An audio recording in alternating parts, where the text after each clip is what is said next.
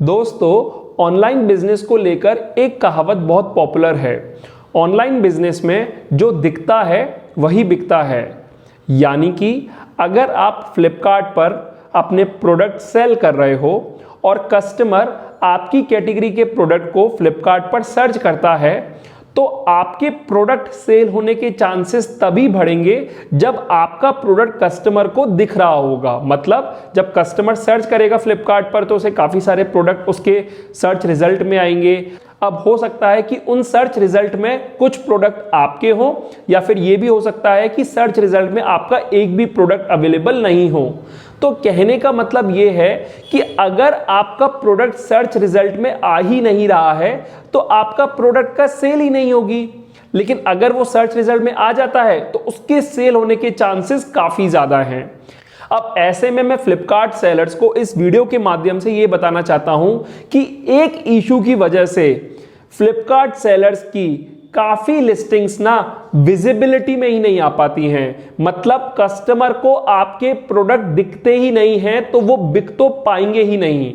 तो आज की वीडियो मैंने इसीलिए बनाई है ताकि वो इशू जो है वो मैं आपकी नॉलेज में ला सकूं। हो सकता है ऑलरेडी आपने उस इशू को रिजॉल्व कर लिया हो, लेकिन मुझे पता है ज्यादातर सेलर्स का उस इशू की तरफ ध्यान ही नहीं गया होगा, जिस वजह से उनके काफी प्रोडक्ट जो हैं विजिबिलिटी में ही नहीं आ पा रहे होंगे। और जब प्रोडक्ट की विजिबिलिटी नहीं होगी तो वो प्रोडक्ट फ्लिपकार्ट पर आपका कभी नहीं बिकेगा। तो आइए उस इशू के बारे में इस वीडियो में हम जान लेते हैं। तो राधे राधे दोस्तों। जी हाँ फ्रेंड्स, मैं मथुरा से हूँ तो मुझे लगा मुझे अपने वीडियोस में कुछ मथुरा का टेस्ट लाना चाहिए। हम जब भी मथुरा में किसी पर्सन से मिलते हैं आपस में तो राधे राधे करके ही उनको ग्रीट करते हैं। तो मुझे भी लगा कि अपने वीडियोस में मैं आप सभी को राधे राधे बोलकर ही ग्रीट करूंगा। तो राधे राधे दोस्तों, मैं हिमांशु आप सभी का स्वागत करता हूँ ई सेलिंग ज्ञान में। तो आइए अब वीडियो की शुरुआत करते हैं। दोस्तों देखिए, यहाँ पर मैं फ्लिपकार्ट में लिस्टिंग्स के अंडर माई लिस्टिंग्स वाले टैब को सेलेक्ट करके मैं माई लिस्टिंग्स वाले पेज पर आ गया हूँ।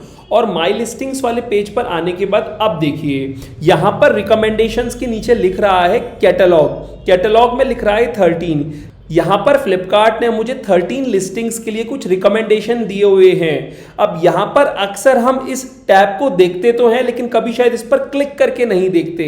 लेकिन यहाँ पर फ्लिपकार्ट ने हमें इन्हीं 13 लिस्टिंग्स के बारे में इश्यूज बताए हुए होते हैं। मैं आपको इधर दिखा देता हूं। जैसे ही मैं इधर कैटलॉग वाले बटन पर क्लिक करूंगा तो देखिए यहाँ पर मेरी सभी लिस्टिंग्स, वो जो 13 लिस्टिंग्स फ्लिपकार्ट ने मेंशन की हुई है वो यहाँ पर आ जाएंगी। अब देखिए यहाँ पर आप देखोगे एडिशनल इन्फो के नीचे यहाँ पर प्राइस कैलकुलेटर वगैरह बना हुआ है। इसके बिल्कुल राइट हैंड साइड पे ये बना हुआ है चेक इनसाइट्स। अब जैसे ही मैं चेक इनसाइट्स वाले बटन पे क्लिक करूंगा तो यहाँ पर मैं रैंडमली किसी एक लिस्टिंग के लिए चेक इनसाइट देखता हूं। तो देखिए अब ये लिस्टिंग मेरी ओपन हो गई और यहां पर लिख रहा है डिस्कवरी सप्रेस्ड। मैं आपको यही बताना चाह रहा था कि देखिए हमारी जो लिस्टिंग की विजिबिलिटी है, डिस्कवरी है, वो सप्रेस कर रखी है फ्लिपकार्ट ने। Amazon पर अगर आप सेल करते हो तो आपने देखा होगा Amazon पे जब भी आपकी कोई लिस्टिंग सप्रेस्ड रहती है ना तो Amazon की जो लिस्टिंग वाला पेज है उसमें लेफ्ट हैंड साइड पे यहां पर आ जाता है सर्च सप्रेस्ड करके। तो Amazon में सेलर्स को इजीली पता चल जाता है कि ये लिस्टिंग विजिबल नहीं होने वाली है Amazon के केस में।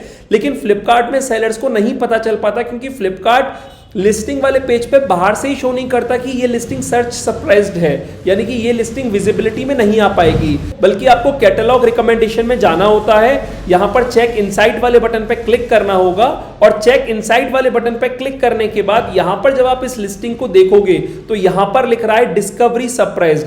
अब देखिए यहां पर मेंशन भी है your listing is discovery suppressed due to errors in your catalogue values. Discovery impacting issues must be corrected in order to enable discovery. Simply लिख रहा है जब तक आप इशू को रेक्टिफाई नहीं करोगे तब तक डिस्कवरी नहीं आएगी इस लिस्टिंग की। देखिए राइट हैंड साइड पे यहाँ पे इशू मेंशन भी किया हुआ है, discovery impacting issues. Listing will be live but not be discoverable to customers until these issues are corrected. बिल्कुल डायरेक्टली इधर मेंशन किया हुआ है कि लिस्टिंग आपकी लाइव तो है लेकिन कस्टमर को डिस्कवर नहीं हो पाएगी जब तक आप इन इश्यूज को रिजॉल्व नहीं कर देते। और यहां पर इशू मेंशन किया हुआ है sales package mismatch with respect to image. तो यहां पर इस केस में तो जो इशू मेंशन है वो सेल्स पैकेज मिसमैच का है। आपके केस में कोई और भी इशू हो सकता है। कहने का मतलब ये है कि जो भी इशू है उसको आपको रेक्टिफाई करना होगा। हो सकता है आपके केस में आपने 100 लिस्टिंग की हो लेकिन 50 में ऐसे कैटलॉग रिकमेंडेशन हो, इश्यूज हो, आपकी 50 लिस्टिंग तो कस्टमर को इस वजह से विजिबल ही नहीं हो पा रही। तो आपको अपने केस में ये चीज जरूर देखनी है। अब जैसे यहां पर मुझे पता चला सेल्स पैकेज मिसमैच है, तो मैं यहां पर सेल्स पैकेज वाले ऑप्शन में गया जो कि मुझे एडिशनल डिस्क्रिप्शन में मिल जाता है। अब यहां पर जो मैंने सेल्स पैकेज अभी मेंशन किया हुआ था, अब क्योंकि ये मैंडेटरी एट्रीब्यूट नहीं है तो या तो मैं इसे हटा दूंगा या फिर मैं देखूंगा फ्लिपकार्ट को एरर क्यों लगा, मेरी इमेज में क्या मेंशन है और यहां पर सेल्स पैकेज में क्या दे रखा है। जो भी चीज का डिफरेंस होगा, जो मुझे लगेगा कुछ गलती है, तो वो मैं यहां पर रेक्टिफाई कर दूंगा। कहने का मतलब फ्लिपकार्ट ने हमें जो इशू बताया है हमें उस पर वर्किंग करनी है और वो इशू रेक्टिफाई करने के बाद दोबारा से इधर सेव करके सेंड टू क्यूसी कर देना है। क्योंकि एक बार जब ये इशू रेक्टिफाई हो जाएगा तभी यहां से डिस्कवरी सप्रेस्ड हटेगा और आपकी जो लिस्टिंग है वो कस्टमर को विजिबल हो पाएगी। जैसे मैंने आपको बताया अमेज़न में सर्च सप्रेस्ड करके लिखा होता है तो उसी के नीचे आता है फिक्स लिस्टिंग सप्रेशन, और जब आप इस पे क्लिक करोगे तो आपको पता चलता है कि update the main image to meet listing guideline. इसमें हमें पता चल रहा है कि अमेज़न के केस में हमारी मेन इमेज में कुछ इश्यूज था जो कि लिस्टिंग गाइडलाइन को फॉलो नहीं कर रही थी। इसमें लिख रहा है मेन इमेज इज मिसिंग और इनकरेक्ट, तो हमें कंप्लायंट इमेज डालनी है जिससे कि हमारा जो सप्रेशन है वो हट जाए। तो इस तरीके से फ्लिपकार्ट के केस में भी आपको ध्यान रखना है कि जितने भी कैटलॉग में फ्लिपकार्ट ने रिकमेंडेशन दिया हुआ है आप उनको ओपन कीजिए, यहां पर चेक इनसाइट पे जाइए और चेक इनसाइट पे जाने के बाद देखिए क्या इशू फ्लिपकार्ट ने बता रखा है और उसको रेक्टिफाई कीजिए। क्योंकि इस एक इशू की वजह से ही आपकी लिस्टिंग जो है वो डिस्कवरेबल नहीं हो पा रही है और कस्टमर उसको ऑर्डर नहीं कर पा रहे हैं।